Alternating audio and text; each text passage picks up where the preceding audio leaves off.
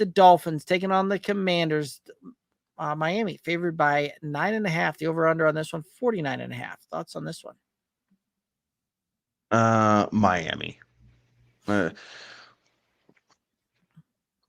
not double digits yet. I bet it's double digits by the time we kick off, but being a road favorite by this amount typically has not gone well for the road team, but I think Washington's pretty much packing it in.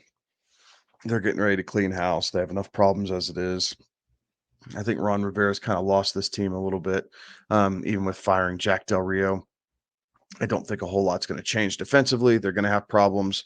And with what Dallas did to Washington through the air, I think Miami can do that the same, right? They have Tyreek and Jalen Waddle.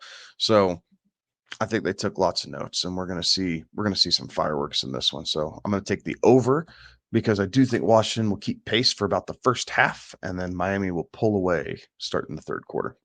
Yeah, I think you're right on that one. I think that we're going to see a fair bit of points on this one. I don't know that we're going to get as many points as we just got yesterday in that Dallas and Seattle game, but I think we'll get we'll clear the 50 points on this one here. I do like Miami, right? Like you said it earlier, the road teams when they're big favorites like that really have not done well, but I do think that Miami gets the job done here. Washington, I just don't see them being able to slow them down.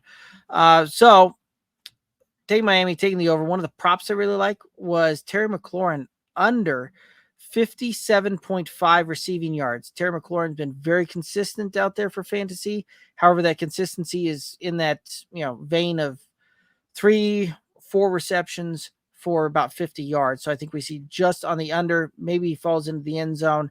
But from a yardage perspective, I think we're going to see, 50 or less on this thing.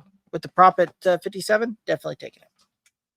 There you go. I'm taking Brian Robinson over 39.5 rushing yards. Again, I think Washington keeps this close in the first half, which makes this well within striking distance for Robinson.